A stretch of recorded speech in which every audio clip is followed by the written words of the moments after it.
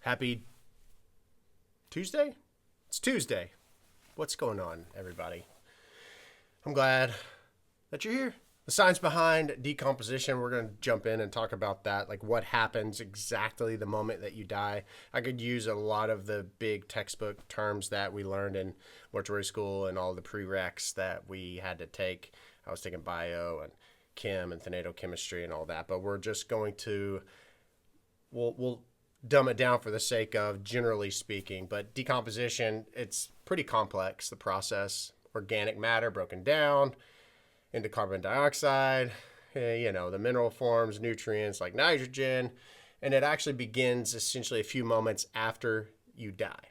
So it starts to break down. That's what decomposition means. So your body, moments after death, begins that process naturally. And that is why we have embalming, because it slows the process so the families can have a positive viewing experience. And decomposition is, of course, also slowed whenever temperatures, environments, there's not direct heat, there's not direct sunlight, which helps heat, speed that process up. Yeah, heat is not your friend when it comes to decomposition. And of course, that's why you have refrigeration, right? Before a loved one would be autopsied in the event, like I drop dead right now, the medical examiner would probably want to know why I died, so they would perform an autopsy. I would not be embalmed before the autopsy, so they would put me in refrigeration. So that is essentially the very, very generic explanation for decomposition. Of course, you can get far more intricate and granular. Of course, you have morbid lividity, and you have like your body, your blood will pool in the area in which the gravity is pulling. So if I'm face down, then obviously my face would then become discolored. And there's a lot of science behind it. I'm not a scientist. I went to mortuary school. And that leads me to my next thing. In doing a lot of research, it's really sad that there is so many cases of families being just totally heartbroken by a negative viewing experience with their loved one in the casket. Embalming, of course, slows the decomposition process, and these families have come forward in numerous instances, it seems. There's one in particular, a 37-year-old young lady dies on the 24th. The medical examiner picks her up, and the autopsy is actually performed the following day. And the funeral home did not come and receive the loved one for 4 more days. They were waiting for payment. They did perform the embalming itself, but when the family came to the visitation, I have seen photographs, the loved one was decomposing. And the family explained the only way in which a family knows, since they're not in the funeral profession. They were talking of their skin was falling off their face, not the way that you would picture a melting face, but that's what they said. And then they had garbage bags on their feet. Those are what would be called stockings. And stockings or sleeves, unionalls, coveralls, those are different forms of plastics, if you will, that are sometimes placed on a loved one after an embalming. And the reason they do that is because leakage does happen. It can happen. And if there's been time between a death, let's say a few days have passed, and there are some signs of decomposition, then yes, you still can embalm. Yes, you still can have a positive viewing experience, but yes, there might be some leakage from going back to talking of the skin that the family said was falling off, like your skin decomposing, because it is obviously an organ itself. Speaking of organs, whenever you're inside, we'll begin the process of decomposition. You'll notice there is a color, a greenish color that is pretty common. And decomposition, if you don't find a loved one for a day or 2, it can, of course, it can affect the actual outcome of the embalming process. But that is something that embalmers, funeral professionals really are concerned with making sure is not one scene. The family's experience is comfortable. And it kind of goes into this episode of my podcast called The Forgotten One. Now, if you have the elements like heat that's going against you in the summer, dying alone, for instance, not necessarily a good thing, but the Forgotten One podcast episode is the title. My podcast, You'll Die Trying, this loved one, we didn't get a notification that they had died for 2 weeks because they weren't found for 2 weeks. And by this time, they were on the second story apartment, and the floor below, they said that they smelled what they thought was just a dead animal. I'm not in any way comparing a loved one to an animal, but that's what they were calling in, and then they did a welfare check. But they also said above them there was fluid that was coming down. So the whole process of decomposition, your body is breaking down. And when it is breaking down, there is liquefaction. And where does that liquefaction go? On the floor. And where does it go if it's been on the floor for 2 weeks? It's going to seep in, and then it's going to go down. Yes, it does happen. It does happen. And I actually am still moved to that episode to this day. Just the sadness of, especially the holidays that are approaching and people dying alone and not having people find them for a while is very sad. And I think it's something to be mindful of this holiday season for sure. But also, I was at Barnes & Noble tonight, and I walked over to the vinyl section, and I walk up because I'm like, what is that? Because I knew what it was, but on my brain, it was a casket on the cover of this vinyl. And the vinyl was Modest Mouse, the band. Their vinyl has on the artwork the casket on the front. And I was like, that's amazing. It's like they get it. People are talking about it. There's tons and tons of videos. There's tons of art. There's obviously music. Modest Mouse gets it. I talk about the parallel all the time. I talk about how music and funerals have this beautiful parallel. And as a musician and spending 13 years in the funeral profession, there's something that I realized pretty quickly that the parallel was. And see Modest Mouse, who have had some very big commercial success and a large successful following. And then you look to your left and it's Conan Gray. He's a pop artist and he's lying in this heart of roses, but he looks like he's wearing funeral attire, and the roses don't look like that of like Valentine's Day. It looks very somber. It's interesting how death care or funeral is becoming more common. I mean, it really is interesting to see. So there were a few other things. There was another artist, can't think of the name. It was, they looked like they had on a suit that you would wear to a funeral. And it wasn't like a Michael Bublé. Michael Bublé always wears suits. This is very funeral-esque, almost like the 1800s, early 1900s. But anyway, chlorophyll. Back to decomposition. I remember one time we received a phone call for a loved one who had passed away, and the individual who died's loved one, if you follow, they had very sweet, but they had a lot of mental health challenges, and they would sleep on the couch, and the loved one who was deceased was in the other room, and to get to the restroom was walking through the room. And for 5 days, they just thought they were sleeping, and there were flies everywhere.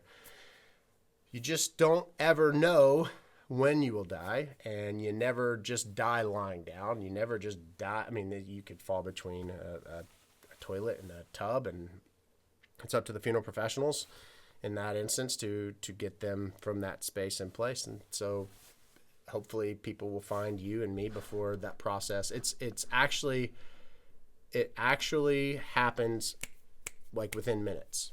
Within minutes of death, you begin to decompose. Think about that. Our bodies are these beautiful machines, and everything is just shooting and firing on very well-balanced levels. It's really, really cool. And obviously, I'm not speaking to it in this like very scientific manner, but those who can, and you just sit there, I love to learn about it. I really do. And it's fascinating. It's fascinating. And then you go into the world of the body farm. And if you don't know much about the body farm, it's people who who donate their bodies to science. At the University of Tennessee, they have the body farm. To get to the body farm, you actually have to be blindfolded, and they drive you in a shuttle because they want to keep the location of the farm itself obviously confidential. You get there, and then there are loved ones that are reposing in different areas. Sometimes they'll put the loved one in a trunk.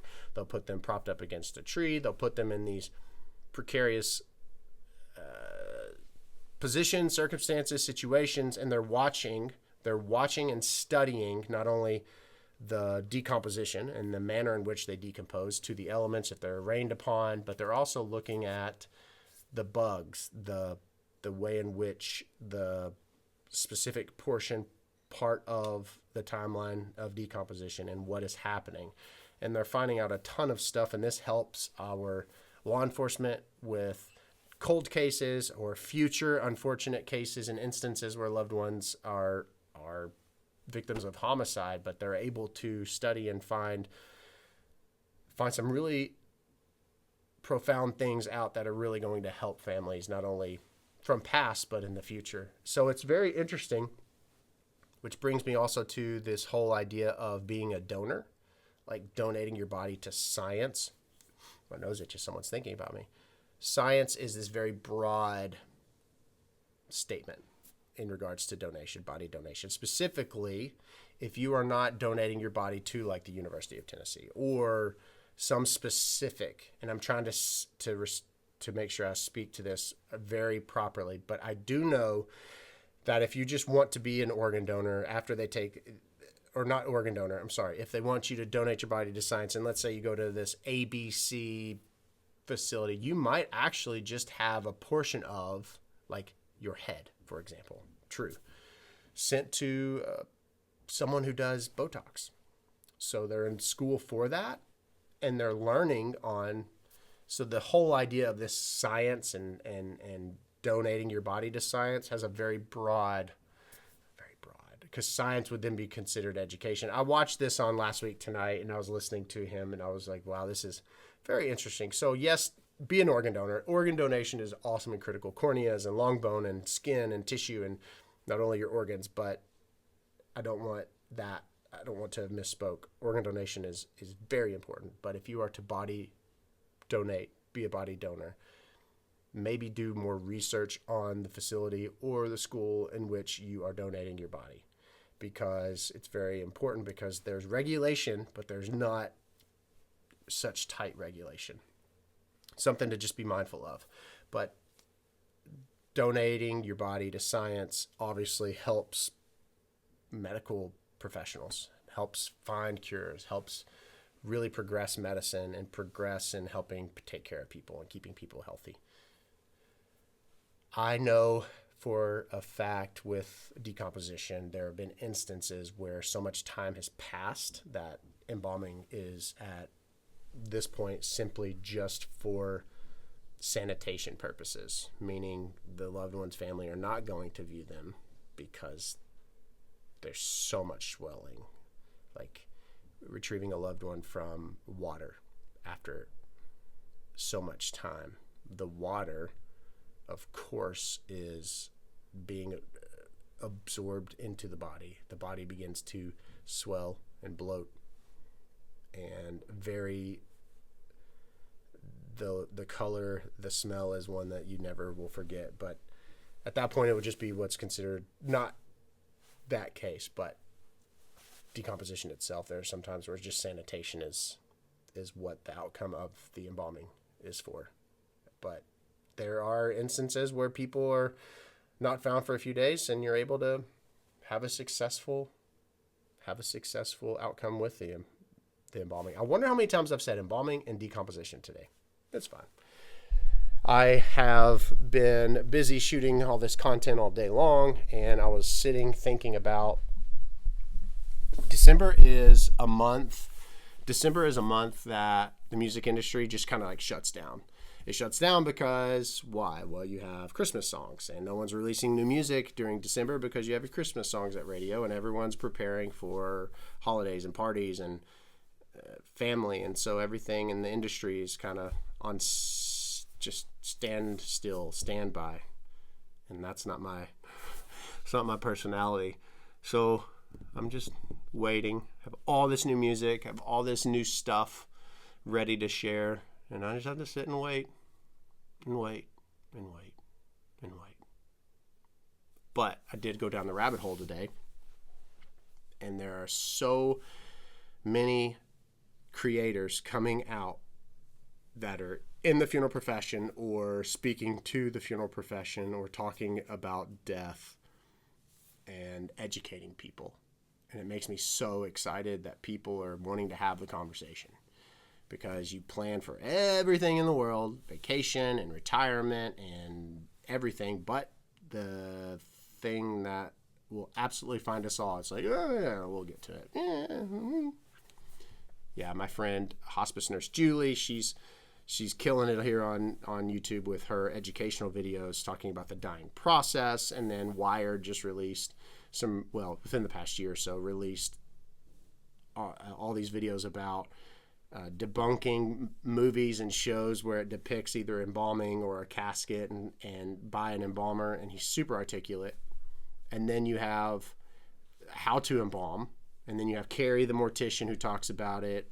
It's really interesting that people are finally embracing it, and those in the profession are like, we shouldn't talk about what we do, because what we do it's not a secret. It shouldn't be. It should be very reverently explained, because this profession also, and I was surprised that I shared the statistic of how many females are coming out of mortuary school, but not the statistic of how few, like how less and less people are going into mortuary school, because the profession isn't embracing change. It's not embracing the changing of the guard. It's been so hush-hush for so long, and those that are coming out, they're arguably being not supported. I won't say bullied, but not supported, and they're not staying. And the influx of deaths that we're going to be seeing, especially that they've already started to see, there's not enough funeral directors and professionals to facilitate all the deaths.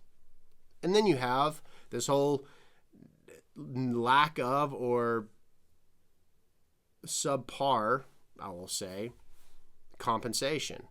Now, in the state of Kentucky, you don't have to have a bachelor's degree, and then there'd be pushback. People say, well, they don't have a college degree. If you're an embalmer, you have to have an associate's degree. And then I say that because apparently a bachelor's degree makes someone more,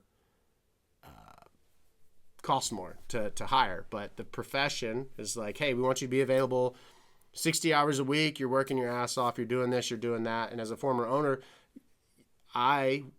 we were trying to get our pay to reflect the level of work that was being done and carried out, because to whom much is given, much is expected, and we were expecting a lot. Were we giving enough financially? So there's a lot of people pushing back on funeral directors and professionals not getting paid what they're putting in hour-wise. It's a very interesting thing and time in this profession, for sure. And you have the old school people who have been doing it the same way for forever. They are slow to embrace technology. They are very quick to get upset for people like myself who are coming out and saying, hey, this is why we do what we do. This is what we do, and this is how we do it. They're thinking that I'm breaking this sacred, we as people who are talking about it, you're breaking this sacred thing. Well, no, I'm talking about how incredible this sacred thing is. But then you also have, I literally was hired, and I started at making like $23,000 or $24,000 a year. And I was told it was a good salary. That is below poverty now. You could not, I don't know how anybody would be able to survive that at all. And Kentucky is one of the worst states with regard to pay for a funeral professional. It's one of the lowest on the list, which is really, really sad. So you have the changing of the guard. They're not embracing that. Technology, they're not embracing that. The old school mentality still stays. They're women. They're not. It's not a. This isn't a sexist statement. It's just there's women coming in, and the funeral professional has been largely male for so long. You've got compensation that needs to be addressed. You also have people aren't celebrating like they used to. People aren't having traditional funerals, and traditional funerals are more expensive, and it's just it's a cluster. It's going to be interesting to see what happens in the profession in the next few years. And I'm here for it. I'm here for it. Popping popcorn as we speak. So we've talked about all kinds of stuff. We've talked about decomp. We've talked about generally decomposition as a whole. And then if you want to get into the rabbit hole of it, it's very interesting taking the natal chemistry, for instance, talking about and learning about how different chemicals, different pHs, and all pH levels affect different parts. It's amazing. It really is. It's like it's like you're like measuring, and I'm talking about the chemicals. Chemical, water, chemical. I sound like I'm just talking and yeah, and then you just put stuff in and you mix it and it happens. That's how it works, and you're embalmed. It's not how it works at all. It's not how it works. Oh, yeah. I look forward to the day that there's this like progressive view of funeral service. There's this progressive outcome of, and people are really, like pushing the envelope of holding. Is that the scientific term for it? Yeah. They're like holding people, they're holding leadership to they're holding them accountable to this higher accountability of saying, hey, we bring a lot of value. Without us, you have all these families who are requiring care. We're licensed. We're ready to do it. You're calling on us to do it a lot. You need to pay us more. So there's a lot of really good things that I think are happening in the profession itself. And then you have, this whole idea of embalmers, funeral director embalmers. Like in Kentucky, you can be one or the other. You can be a funeral director and not have to be an embalmer. Like people who are really good with families as funeral directors, they want to be with families. They don't want to be in the care center all the time. In the care center where you're embalming and dressing and cosmetizing people, and the people that want to do that are artistic and arguably don't necessarily want to be public facing. They want to work with the deceased loved ones. And so it's like, find your lane, find your strength, and go and run with it, right? And then having a transfer team that can go and tend to the sweet little old lady who dies under hospice care, but also can go to the coroner call where someone has been deceased for 2 weeks and decomposition is in full swing. I'm in the documentaries like crazy. The show was about like buried in my backyard, and this loved one had been dismembered, placed in a massive like commercial trash bag, and then they over 30 years had totally decomposed to just their bones. And there was no skin tissue. There was no hair. It was just bones. I have never seen that. I have seen someone who had been deceased for, trying to think of the love. That was the most eerie death call I'd ever been on in my entire life. When you pull up and the house sat further back from the road, and you had law enforcement officer at the front yard close to the road vomiting, and you pull in the driveway. It's cold outside. There's no lights in the house. The electricity is turned off. They hadn't been found for a couple of weeks, and it was atrocious. Going in the back door, and there were flies everywhere, but it was dark and you couldn't see anything. And the flashlights of the few law enforcement officers and coroner who were willing to rough it to get to the loved one, and it was not good. If you see a coroner outside, and it's cold and rainy and snowing, or someone out for vomiting, it's not good. It's definitely not. And I think that was right at 13 days or 14 days they'd been deceased. I'm not sure. I can't recall of another incident where it was that long or longer. I don't think so. But we have living on a river, near a river town, you have deaths where people are, they fall overboard on a boat, or there's an accident or something like that, and they don't find them for a few days. So there's a lot of water recoveries, 2 and 3 days, and that has its own thing, but not that. That was something. And not to mention, they had these very scary things hanging on the walls, and it was just very dark. It wasn't good. And then the next day, the family, they called, and they were like, hey, are you going to come and clean this up? No. So people ask that a lot, by the way. Funeral professionals, people at the funeral home, when they're called to tend to the deceased loved one, regardless of the time, regardless of the situation or the environment, they don't clean it up. Now, they'll make a bed, hospice bed. They'll make the bed, pull the sheets, fluff the pillow back. But if there's something pretty, we call ServPro or call a cleaning service to do that. And this family were like, hey, are you coming to clean it up? Like, here's ServPro's number. They called them, but then we had to go by that house. I forget. The couch that the loved one was on was out front on the curb, because people have trash days, or people think that people that work for the sanitation department are going to come and pick the trash up and pick the it was disgusting. There you go. It takes all kinds. And on a totally different note, another neighbor today, I was driving down the road, and this old, grumpy, very angry man so all of the leaves have fallen or are still. He's blowing his huge yard of leaves in the road, which, of course, you don't want to do that for motorcyclists. But he's going to blow it across. There's an island in between our roads, into the next lane and into the house, the yard across the street, whose big maple trees, leaves, had fallen into his yard. And he's probably at least 78 to 80 years old. He was mad, and he's out there just blowing them. Very passive aggressive. I wonder if that same neighbor, what he would do if the couch I just talked about was across the street in the yard where the maple tree was. He wasn't happy, Christmas greetings, season greetings. So we went from decomposition to leaves in yards. You're very welcome.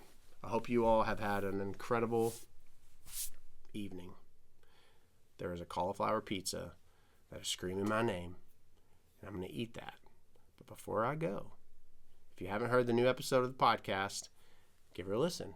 And I do believe that Bonus Noise is available for you to subscribe to. It's like I don't have my book. It's like my book, my book that I write in the morning and night. I'll take excerpts from it, and I talk about what I wrote about. It's kind of like sharing a journal, which is probably not a good idea. I might regret it later, but until I do, $4.99 a month, and we release an episode a week. New episodes coming out soon. Episode of You'll Die Trying is out now, and I hope that if I died tonight, I wouldn't not be found for 2 weeks or 3 weeks, because then I'd be really sad. Someone would be really sad, because then I would probably not smell good, right? All right. Oops. All right. Well, until next time, my friends. See ya.